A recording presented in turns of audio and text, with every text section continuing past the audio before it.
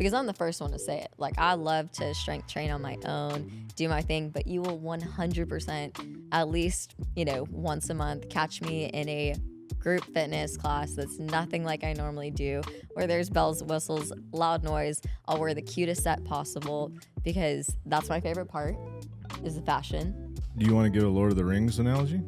So I was there, right? I was there. Yeah. And she taps me on the shoulder. Was it like did she come up like gentle, kind of like cautious, or did she like grab you? She grabs my shoulder. Okay. And she flips me around. You know what she says? She says, "You devil." It all makes sense. And well, that's how I met my wife. It's good being with you guys. Welcome to the BPR video recording where we talk about things that you'll want to hear. Today, we're talking about boutique fitness and when it fails and when it doesn't. I'm here with my esteemed colleagues, Marcella Bruce and Chad Cackert, and in a very succinct and really witty manner, let's get into it. First of all, let's define boutique fitness. What would you say is a way that we could specify what it is that we're talking about? I'll just say the first thing that comes to my head is I think of kind of like busy shopping centers where there's a bunch of people rushing into a class in their athleisure. They're going to hit that HIIT workout or yoga or something like really niche, and then they'll be on their way. That's the thought that comes to my head. Anything to add to that? For sure. Very similar. Boutique fitness tends to be a solely owned, so not like a big corporate fitness class. Tends to be high intensity, tends to be high energy, lights, camera, action is like the best way to put it. So it could be dark in there. Could be dark. It could be bright. Could be red. Could be blue. There's probably a playlist. Hands down. But it's I'll usually like to the beat as well. It's a good way to say that. All joking aside, there's a specific niche that we're going for at this point in time when we say boutique fitness, and it's some particular modality of training. There could be a very particular aesthetic that goes with it. But there's a few things that we can make distinctions on from like a strength conditioning standpoint that if this is what you're looking for, it would be a great fit. If, however, it's not what you're looking for, it may not be the answer to your problems. What are some of those things that you guys can think of? Well, I find that boutique fitness is usually a good entry into any type of training for the first time. It's usually all levels friendly. It's usually, again, high energy, so it feels extremely welcoming. There's a lot of people, so you don't feel like the focus is on you. And so I find that a lot of the times it's a good entryway to experience fitness for the first time. Yeah, so I think there's a time and a place where if you're just trying to establish a routine, having aspects of that are really entertaining, really encouraging. We know the social aspect of fitness is really powerful. Those are all great ingredients to produce some type of routine that someone who's new to fitness could adhere to. Those are all really, really good things. Yeah. Anything else come to mind? No, just low barrier of entry. Not a lot of like education required or prerequisites to make sure that what you're doing is safe. It seems like all that is part of the experience already. That's a great point. That in this model of change where there's so much time spent thinking about it and anticipating, will I do it, will I not? Once you've arrived at that stage of action, to only be told like, hey, wait, you got all these hoops you got to jump through before you can start, can be demotivating. And so it's very easy just to immediately start it. And who is the person who's doing fitness? Well, the person who is actually doing fitness. So it can very quickly jumpstart a really positive cycle for people to train and feel like they are becoming that person that they've only thought about being for a long, long time. What about some of the limitations? And we've sprinkled in some of the things that may not be there. So what are some of the things that you see? I think the biggest thing with boutique fitness is it's not progressive. And what I mean by progressive is what makes a lot of what makes a lot of these classes so great is the format. It's, you know, that you're going to go to Pilates class. You'll start with 10 minutes of stretching. Then you're going to work the left side. Then you'll do all the right side. And then you'll stretch and then you're out. Same with the spin class. Like, you know, you're always going to start with an upbeat song. And then 4 songs in, you're going to climb a hill. And then you're going to do arm work. Tap and back. then, Tap back. yeah. Tap back. And so, you know, like, hey, they have a formula. They know what they're going to do. You know what you're about to experience. However, what might have been really challenging the first time you went to that class, 100 classes in, might not be that challenging anymore because the format, the structure will always be the same. And so in boutique fitness, what tends to fail is that you'll get to a point in your fitness and you won't be able to progress anymore because the variance isn't there, or you aren't able to up the resistance on your bike anymore, or hey, I've done all of the springs I possibly can in my Pilates class, or hey, my at Barry's, like, it only goes to 25 pounds. So at some point there will be a limitation to the progression for you to be able to continue in your fitness journey. Yeah, it's a great point. I'm really just the color commentator right here. It's a great point what you said. The play-by-play, perfect. But yeah, the principle is specific adaptation to imposed demands. A lot of the boutique fitness has a very strong stimulation, and so it feels like you're doing something really substantial. But the body is wildly sophisticated in adapting to whatever it is that you expose it to. And so if it is the same thing that you're exposing it to, it makes sense that your body would, at some point, not see that as quite the stimulus or the challenge that it once was. So Chad, I'll throw it over to you. What is the antidote to that? If what Mar's describing is like kind of the same flavor, the same hit, no pun intended, of workouts, what is the answer to that? It would behoove me not to say. Good word. Sorry for using that word. Is that 5 syllables? No, it's 2. So close though. That can be a good thing for some folks, is just to like be able to check out and go into something that they know they can do and not have to think about it, and they get it in, they get it done, and then they're back onto their busy routine. So there's an advantage for it. You know, we want to make sure we're talking about what works and what doesn't work with boutique fitness, and that could be something. But if that person has a desire to improve at some point, the margins of their experience are never going to broaden. And so in order to broaden those margins, someone wiser than myself said, we fail at the margins of our experience, which means that where we have experience, if we stay there, there's nothing to learn. And this could be philosophical just as much as it could be physiological. If you're going to improve your mind or your body, you need to get outside of your zone of experience. We need to push those margins out. So a way to do that as far as training goes is we need to just find the next step forward in, you could say the word challenge, you could say variety, you could say stimulus.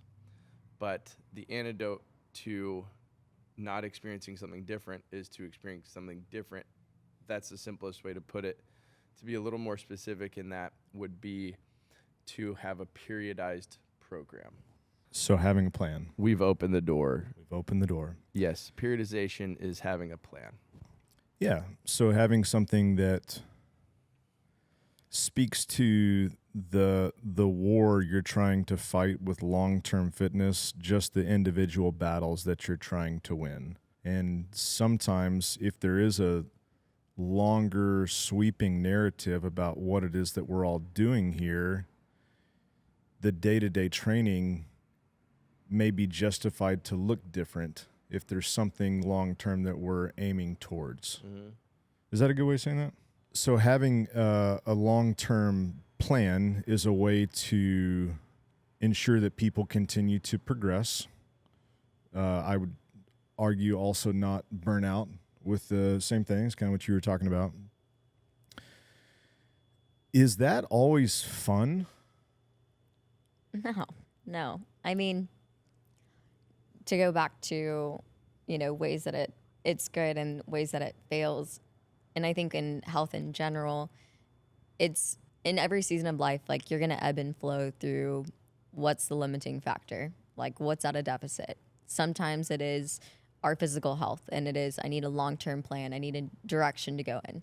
Sometimes it even can be our social health. And so sometimes these, longevity training pieces, maybe sometimes training on your own, like, isn't that fun? And that's where boutique fitness, I would say, is actually pretty excellent. It gives you the social atmosphere. It gives you the excitement that you might not get when you train on your own. So I think sometimes when it comes to figuring out, hey, what's at a deficit in my life currently, boutique fitness can sometimes fill the gap in that for a good season. And again, like we mentioned, the thing is, at some point, that actually won't be the solution anymore. And so I think it's important to just be constantly checking and reassessing, like, hey, is this supplementary, or is this the only way that I'm going to exercise for the rest of my life? Because I'm the first one to say it. Like, I love to strength train on my own, do my thing, but you will 100% at least, once a month catch me in a group fitness class that's nothing like I normally do, where there's bells, whistles, loud noise. I'll wear the cutest set possible because that's my favorite part, is the fashion. I'll say it. The outfit. Yeah. And it's a lot of the times not because I'm looking to solve an issue with my physical health, but it's because, man, I've been training, 20 days by myself. I would love to be surrounded by people. Mm-hmm. Yeah. So we could, just hearing you talk, we could say that looking at all the different, bottlenecks, limiting factors, things that we might want to improve, there's some things you said that if I'm really trying to improve my social health, man, that might be a great answer.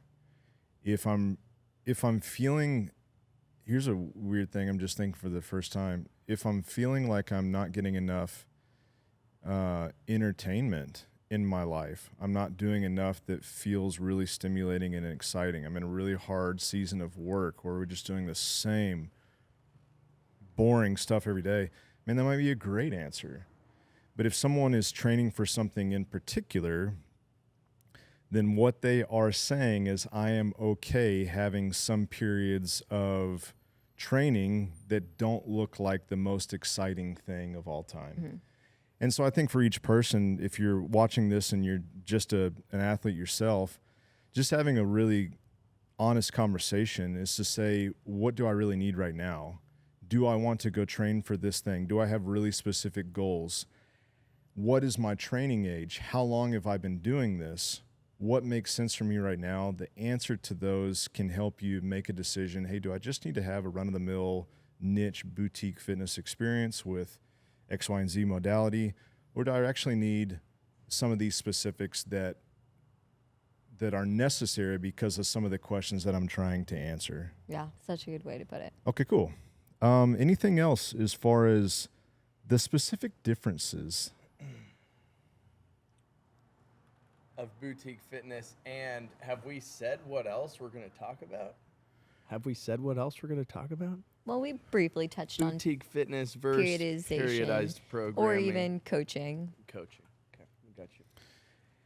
And let's be really clear, we would not put ourselves in the category of boutique fitness at BPR.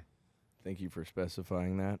And I think the reason is, when people walk in the doors here, I'm not selling them on a group class. I'm not selling them on a facility. I mean, Dallas has some of the best facilities and best group classes that I've ever attended. But when people walk through these doors, what I really am selling them on is a coaching experience. It is the guide. It is the long-term health that we, been touching on. It's not the right here, right now, but it is the, hey, what's the goal in the long term? Or even defining if, this is the solution for what is needed in their health. If somebody comes in and they're like, hey, I have a very specific training goal that I know, then that's the direction we're headed in. But if someone's like, I just want to be entertained, then it's totally cool with me to say, hey, this might not be the right fit. I think of my own life, like just recently, my wife has been once a week dropping into a Pilates or all of these places that we're talking about. And for the last 10 years, she's been training in the garage by herself. And so it's very clear. And I even asked the question, I was like, well, what's that all about? It's like, well, it's social. I'm doing it with my girlfriends, and it's different. And you can understand, one, she's not training for anything in particular. And you can very clearly tell why she's doing that. It's not because she's saying, well, this is better than that. It's just different solutions for different problems. For sure. I would say it almost runs parallel with each other. Like, I would never sit here and say this is better than that. I would just say one's a solution for one thing and one's a solution for the other. Mm-hmm. Boutique fitness to me is a very sustained program. Coaching is varied. Sustained meaning the same thing. Yeah. So if you've been going to Pilates for 10 years and you love the way you look and you love the experience every time you go, then I would say, like, keep doing that. But if at some point you're like, I actually want to build muscle, and what we know is, like, hey, Pilates is great for muscle endurance. Like, you're going to feel the burn. But if you're like, no, I want to put on some mass, then that'd be a good indicator that you'd want to change it up. Mm-hmm. That this sustained program is no longer the right fit. Mm-hmm. Anything to add to that? My brain's going off in a lot of different directions right now. So if this isn't a flow from what you were just talking about, but I think it's worth mentioning. This is probably, and I'm making a guess here, but I would say a fair percentage of people that do boutique or think about like the class pass, which is like, hey, pay for this and you can go to any gym that is registered with it. They're probably trying to check about 3 boxes with one stone here. Hit 3 birds with one stone. Sure. Anyway, yeah. You check boxes with stones. And when I was born, yeah. So they want to be healthy. So there's like a performance or aesthetic goal. They want to be social.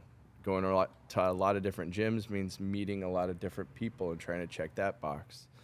There's also something psychological about it or emotional about it of like, I'm going to find some entertainment. And so really there's like at least 3 categories out of what we would define as the 6 of overall health. And so it's like, yeah, they're on a mission to accomplish these goals. But it's kind of guesswork, right?